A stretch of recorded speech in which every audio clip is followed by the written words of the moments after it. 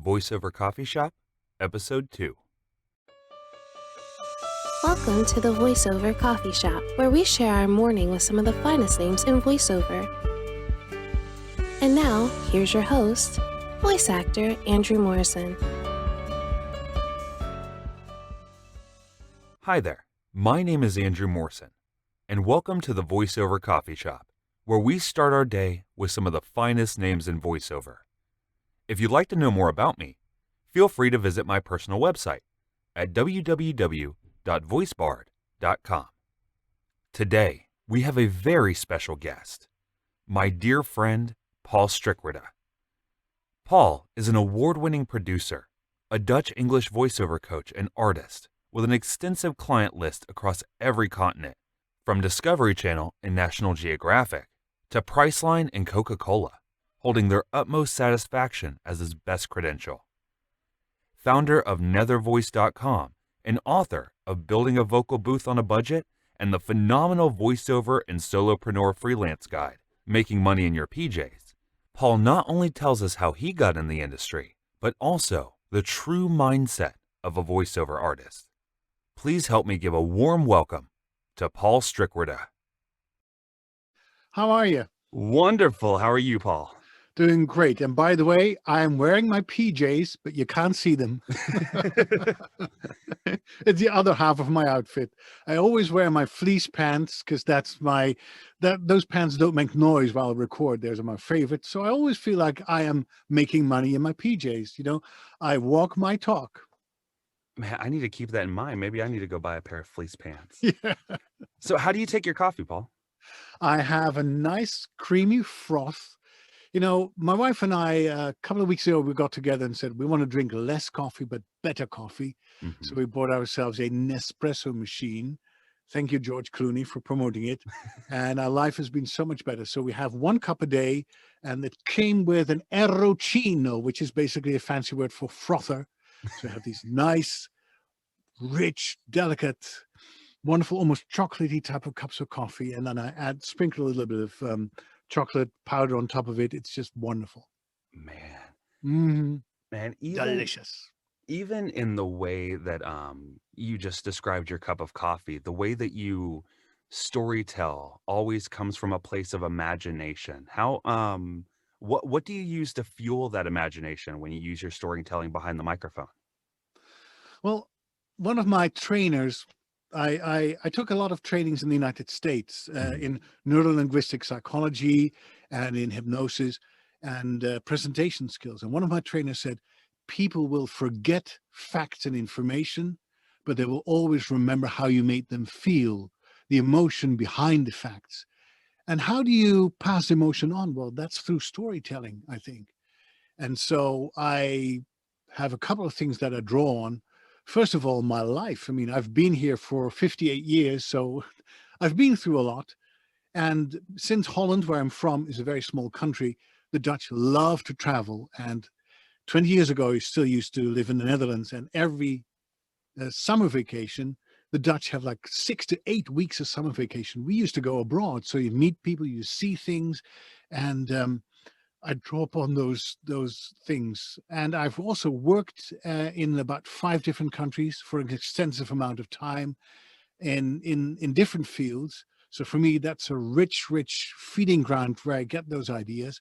I read a lot, and most of the things that I read about have nothing to do with voiceovers. I know a lot of colleagues who do nothing but watch and listen to podcasts about voiceover and read voiceover books. Guilty as charged. Guilty as charged, which is really great. But, you know, I think that I learn most when I go outside of my field, because that's where the real inspiration is for me. So I read a lot of biographies from people that inspire me, and a lot of personal growth and self-help books, travel books, books about life, and also through friends of mine that go through things. And a lot of people know me not through my voiceovers, but really through my book and through the blog that I write every week on nethervoice.com. And to tell a secret, people think it's a book and it's a blog about voiceovers, but it's really not. I look at it as a blog about life through the lens of a voiceover artist. That's my prism through which I look at the world. And as a voiceover artist, we encounter all kinds of things that ordinary people, especially freelancers, go through as well. Take one thing, rejection, which is a big thing in all of our lives, not only in our love life, but in our professional life as well. We hate to be rejected and we want to be accepted. So how do you deal with rejection? Job finding doesn't matter whether you're a photographer or a screenwriter or another freelancer. How do you find the jobs in this world where everybody is selling their wares online and saying, pick me, pick me? How do you make sure that you stand out? So that's not only something that voiceovers struggle with, but pretty much everybody who is an independent contractor. So I use that lens of my life as a voiceover to look at my life and people's lives in general. And that's one of the comments that I often get, that people say, I started reading about it because I'm just interested in what you guys do as voiceovers and voice actors. And then I learned so much more about life and about what it is to be self-employed in these difficult times. And when people tell that, then I know my job is done. So you mentioned rejection, but I feel like that's a lens that I like to put over things, because I don't look at it from the viewpoint of rejection. I look at it as selection, because you Right. have to put your mind in the headspace of the producer. He's not sitting here going, "Oh, that was awful, I'm not going to use that." He has a job to fill and he has a role to do. So Mhm. his job is to select, not to reject. Exactly. So your job is to stand out enough for to be the one that he picks. Right. Now, my wife is a musician. Mhm. She teaches flute and piano, and she does a lot of auditions for orchestras that she wants to become a member of. And there's a big a difference between instrumentalists and vocalists. And I see Mhm. voiceovers as vocalists. Mhm. Because if you mess up an audition as an instrumentalist, you can always blame your trumpet or clarinet or flute. Because, well, I didn't bring the right reed, or my bow wasn't correct. You can always blame it on the instrument. We are our instrument, so everything is personal, and that's why people tend to take things personally as well, even though it's not personal at all. Because I got rejected because I wasn't a woman, I wasn't 25 years young, or I had the wrong accent, or I wasn't related to the person who hired the personnel for that particular job. It's so subjective. But it's hard, since our instrument is our voice, is us, to not take it personally.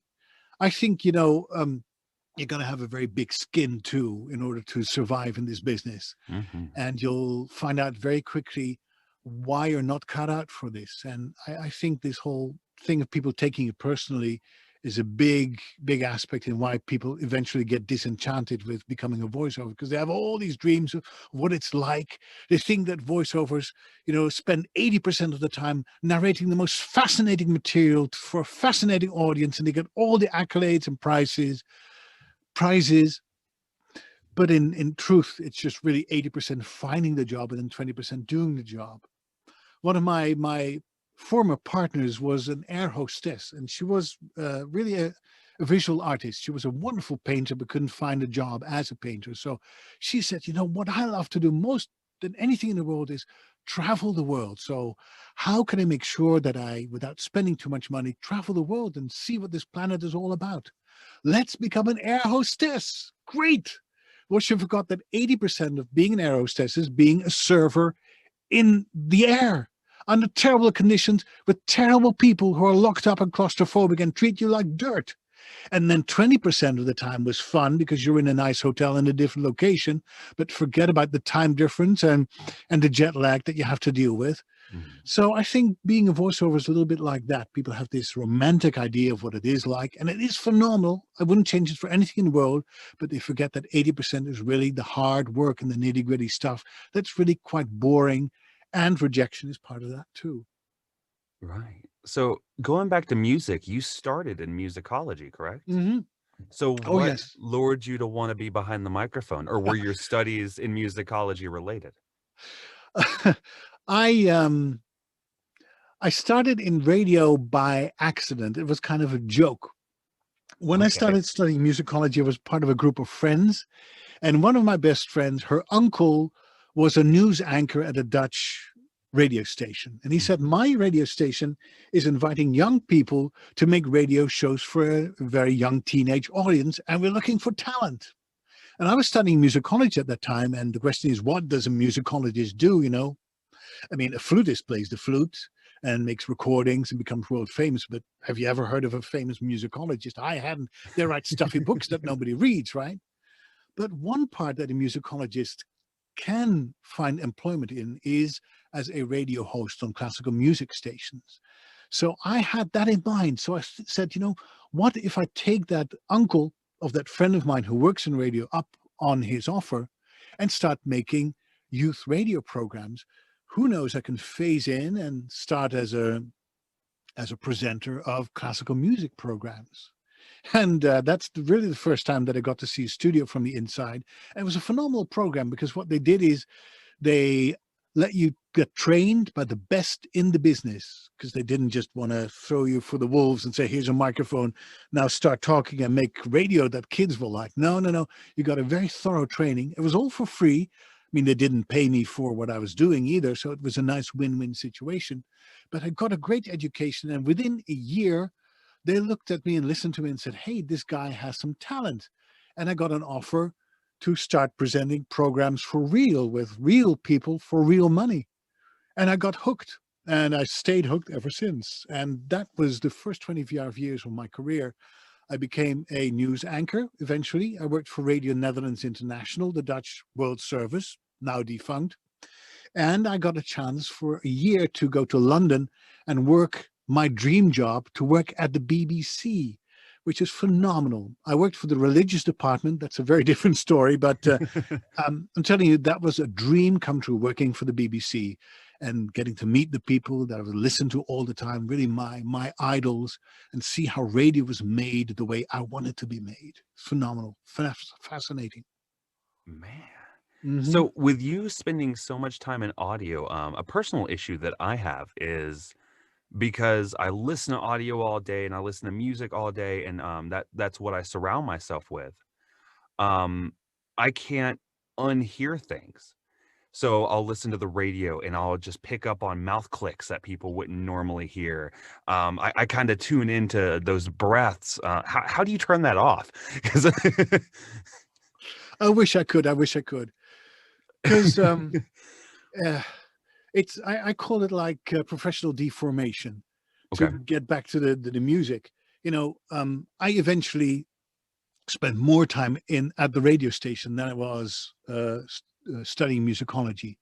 So I said goodbye to university in Utrecht and became a full-time radio person. But I was still friends with my musicology and musician friends. And when we went to concerts together, it was a grueling experience for them, because I was sitting next to them and said, you know what, I'm going to sit back, relax, and enjoy the great symphony orchestra that I'm listening to now. And all they could hear was the mistakes that were made and the interpretation that they didn't agree with. And they had a horrific time. They were criticizing all the time. I said, I never want to become like that person. I want to keep on enjoying the music. I'm not going to be a critic all the time. And look what happened to me now. I'm exactly like you, and I'm my own worst critic. And on top of that, I suffer from something called mysophobia, which literally means the hate of noise, the hate of sound. Right. It's kind of You wrote an article on it in I Nova did, Voice, yes. didn't It's you? kind of an unrecognized affliction. It's not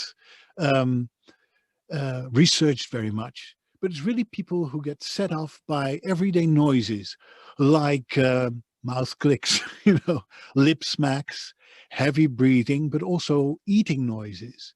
And anything can really set you off, different things for different people. But for instance, when I sit next to my poor wife and we eat together, I have to have the music on or something else to distract me from her mouth noises. The same with friends. And it's really a trigger that sets off a very terrible reaction. I get very angry and upset inside.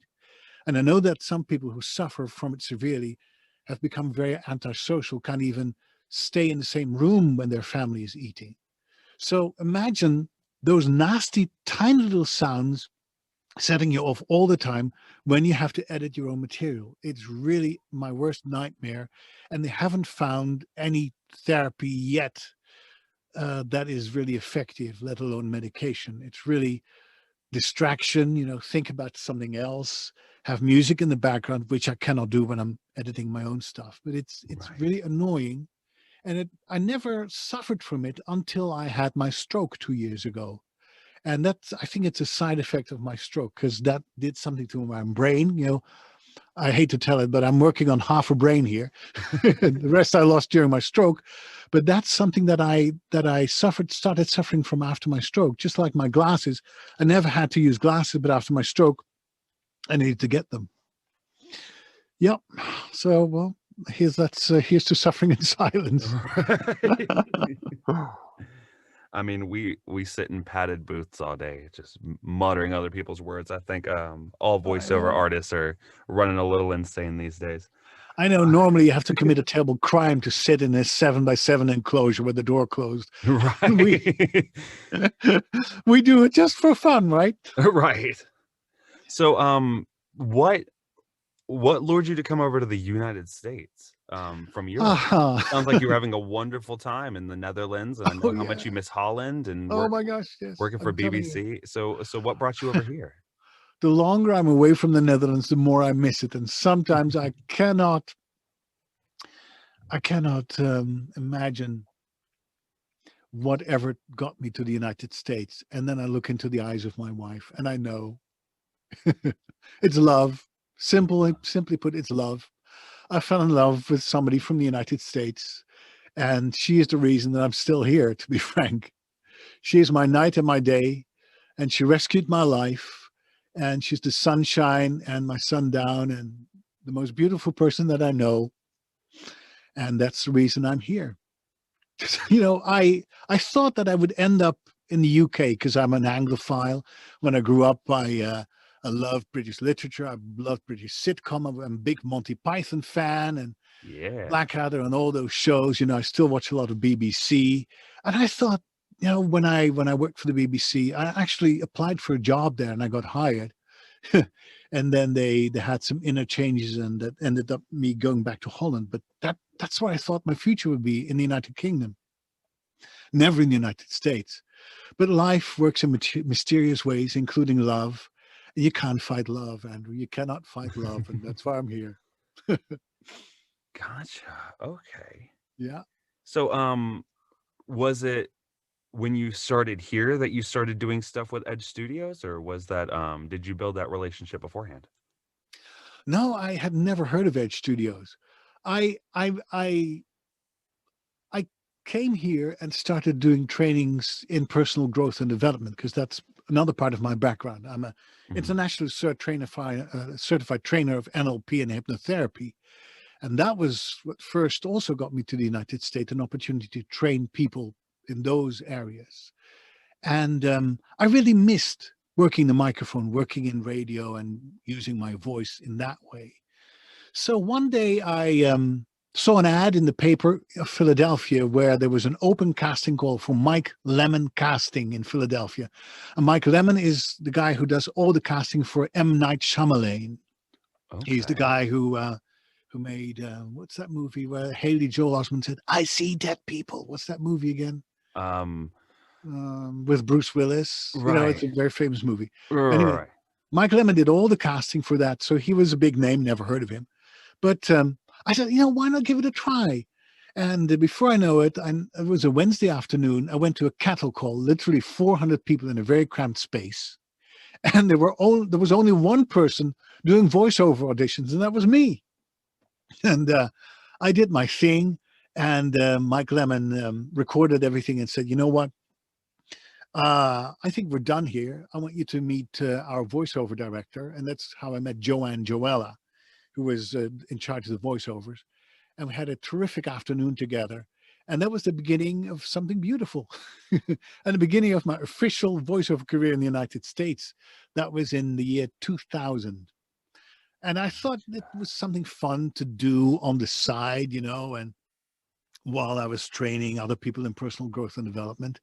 But look at me now. You're interviewing me because obviously it's become my main source of income and my main source of professional joy and pride. Right. So, I mean, But you're asking about the Edge Studio, and I have to apologize for me getting off on No, tangents. you are perfectly fine. But that's sort of life, This is right? great. You think you go in one direction, and there's, oh, look, squirrel, and you go off there and off there. But the Edge Studio got in touch with me because of my blog. I love writing because I have this whole creative part of me that does not get fulfilled in doing voiceovers. Because I think one part of voiceovers is not very creative because we're always asked to read other people's texts. We never get to be creative ourselves, apart from interpreting that text and diving into different roles and being different characters. But it's very much saying words that we would never say, talking about things that we would never talk about, and doing things that we would never do in real life, and pretend that it's all spontaneous. But I started writing about it because I felt that through my experience, people could benefit from what I'd learned as a European talent in the United States.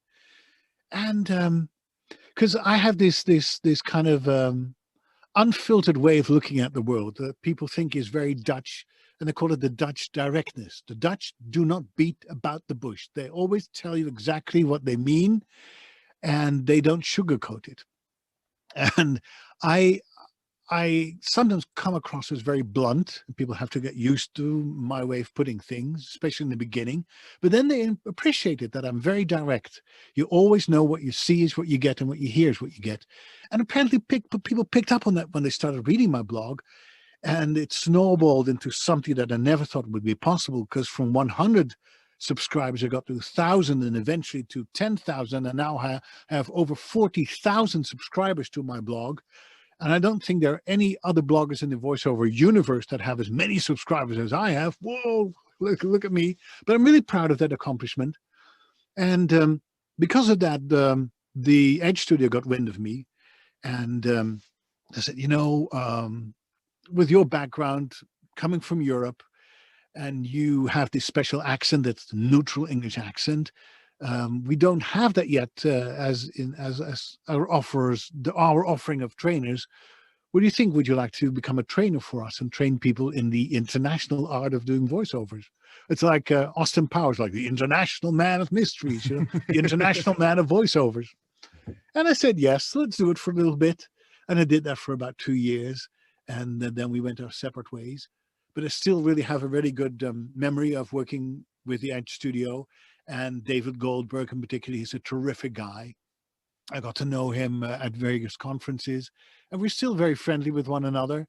And still, when people ask me, where should I start studying? Is there somebody that you recommend I should record demos with? I always mention the Edge Studio as one of their options, because they offer really high quality training. They have a great outfit now. They opened it a couple of years ago in New York, completely renewed, and phenomenal studios. And the nice thing is that they still book me for work as well, because what many people don't know is it's not only a training organization, but they also do recordings, voiceover recordings for different clients all over the world. So whenever they need somebody with a Dutch accent or a strange English accent, they think of me, and I really appreciate that. I hope you enjoyed learning about how Paul made his way from the Netherlands to America and found his inspiration in the world of voiceover. In our next episode, we talk to Paul about presenting the value of yourself as a voiceover artist and being a magnet for your next client. Thank you for listening, and I'll see you next time. Thank you for listening to the Voiceover Coffee Shop. For more information on guests, new episodes, and more, be sure to visit www.vocoffeeshop.com.